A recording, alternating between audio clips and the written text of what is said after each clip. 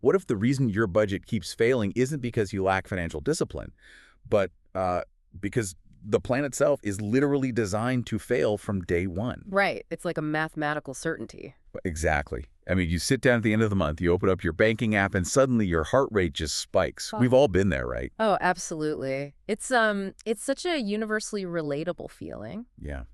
We stare at the numbers, wonder where on earth the money went, and just kind of silently conclude that we are inherently bad at managing our finances. We internalize all that heavy stress. We really do. We constantly treat financial struggle as a personal or like a moral failing. But the source material we are diving into today completely dismantles that narrative. It's so refreshing because the gap between wanting to be financially secure and actually executing on that desire, it's rarely about a lack of willpower. Right. It comes down to very specific structural pitfalls in how people interact with their money. I mean, a budget is theoretically neutral. It's a tool. Exactly. It is just a mechanism designed to track spending and capture actionable data.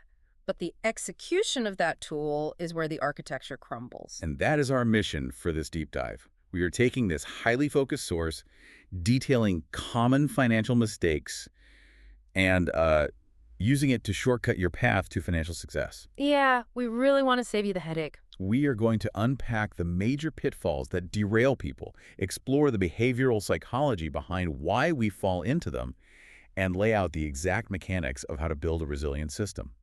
Okay, let's unpack this. Where do we even begin with the architecture of a failing budget? Well, the foundational failure, it actually happens before you even spend a single dollar. Wait, really? Before you spend anything? Yeah.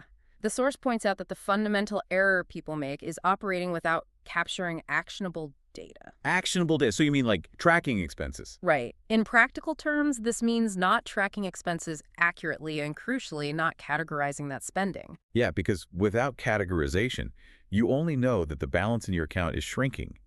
You have this vague sense of depletion, but zero diagnostic information on the actual cause. Exactly. You cannot fix a problem you cannot see.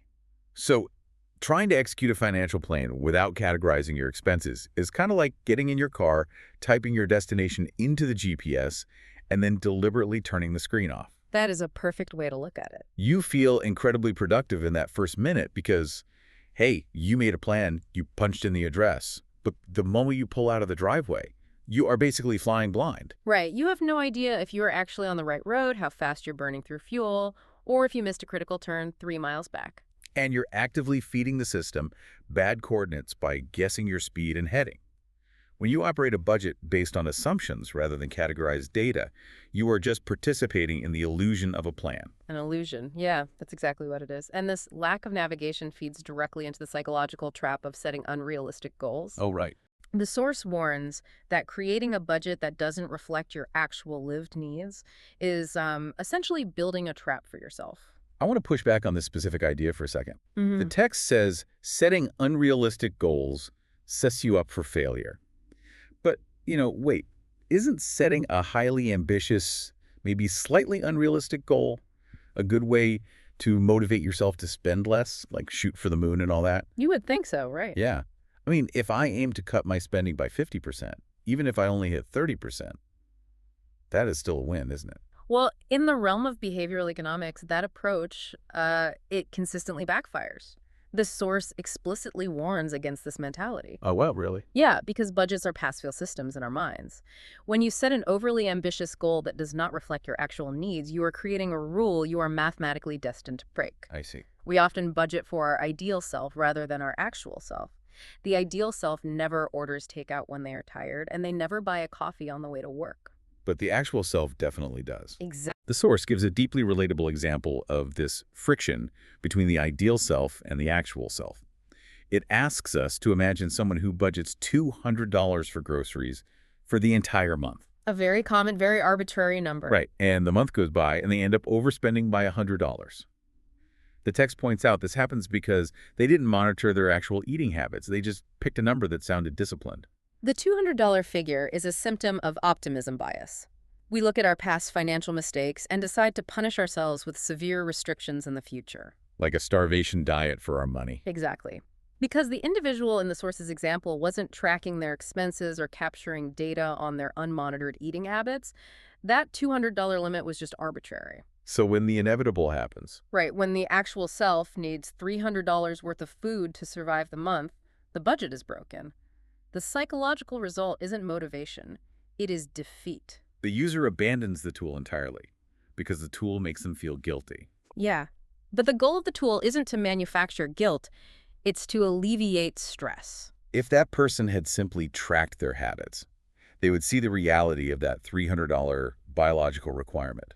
They could then realign their budget based on reality, rather than a fantasy of extreme frugality. And by anticipating the $300 spend, the $100 surprise overage completely vanishes. And the stress goes with it. Exactly. You build the system around the data, not the other way around. Once you capture the data and adjust the baseline to reflect reality, you have mastered the internal variables of your financial life. You know what you eat, you know what you spend on daily essentials, and the math works perfectly. Right. But let's say you master this perfectly. You capture every piece of data, you optimize the grocery spend, you are feeling like a financial genius. A rare feeling, but a great one. Yeah.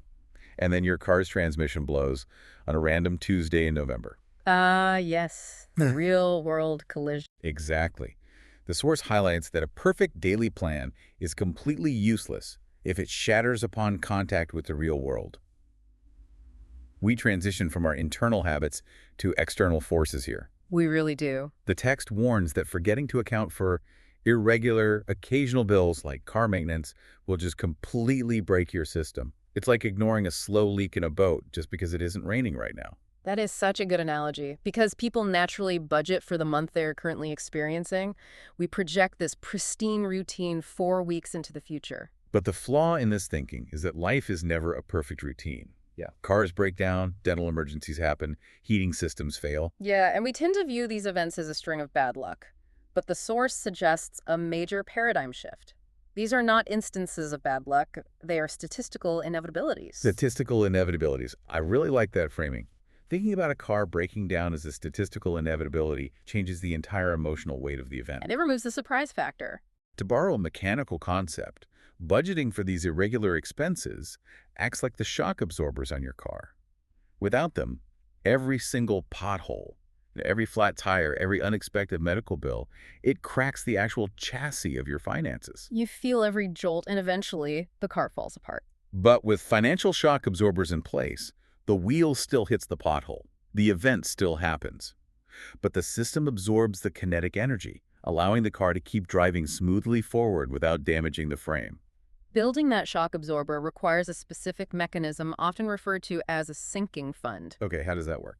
You take the estimated annual cost of these statistical inevitability, say $1,200 a year for standard car maintenance and minor repairs, and you divide it by 12. So $100 a month. Right. You then build a $100 line item into your monthly budget. You treat it like a non-negotiable monthly subscription to yourself. But this raises a massive logistical question for me. If an expense like car maintenance is irregular and occasional, how does the source suggest we account for something when we don't know exactly when it will happen? What do you mean? Like, what happens if the transmission blows in February before you've had the chance to fund that account for the year? Well, if we connect this to the bigger picture, we hit the core mechanism of successful long-term financial planning. And that is the necessity of adjusting the budget over time. Adjusting it over Yeah. time. The source explicitly states that financial situations change. A budget cannot be treated as a static artifact carved into stone on January 1st and placed on a shelf. It has to be flexible. Exactly. It must be treated as a living, breathing document. So the agility of the plan is just as important as the plan itself. When the real world collides with the spreadsheet has to move. Yes. The text uses the word realign when discussing the grocery budget, and that principle applies universally here. So if an unexpected, major, irregular expense occurs before you have fully funded your shock absorber, what do you do? The entire system must shift to absorb the impact. You might have to temporarily pause a savings goal, reduce a discretionary spending category, or redistribute funds from another area. Got it. The failure isn't that you had to change the budget. The failure is refusing to change it and letting the unexpected expense push you into high-interest debt because you wouldn't adapt the living document. Wow. Okay, so we have covered adapting to our own internal habits by overcoming optimism bias, and we've covered adapting to external real-world troubles by building shock absorbers. We have, but there's an entirely different variable the source introduces, which brings an exponential level of complexity to the table. Oh, right. What happens when your living document involves the behavioral psychology, optimism bias, and daily habits of an entirely different human being? The multiplayer mode of personal finance. Managing shared expenses requires merging two entirely different relationships with money. The source identifies a massive failure point here, which is that people simply do not communicate about finances. They just avoid the topic. Exactly.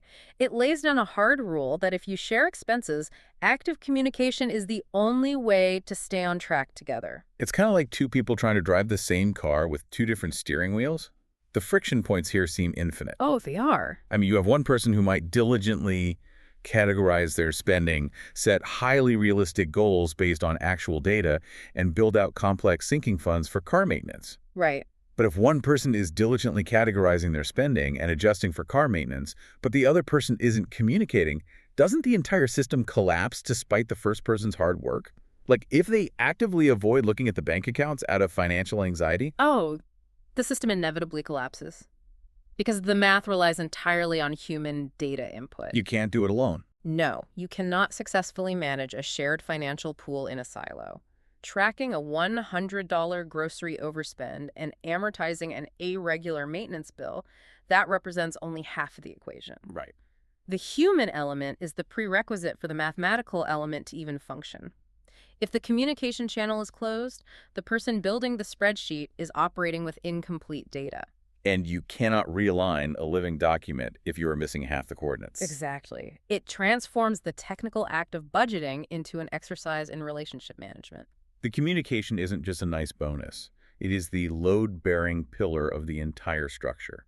If you are sharing money, you have to share the reality of where it is going, or none of the technical adjustments matter. The source is ultimately synthesizing a holistic ecosystem here. These aren't just 5 disjointed pieces of advice you can pick and choose from. They all work together. Right. You capture data to overcome optimism bias and set realistic goals. You anticipate statistical inevitabilities so you can build shock absorbers. You actively adjust the living document as reality unfolds. Yeah. And you maintain open communication so the entire ecosystem has the accurate data it needs to survive. The cohesion of that ecosystem is the ultimate shortcut to avoiding the dread we talked about at the beginning. Let's summarize the journey for you listening.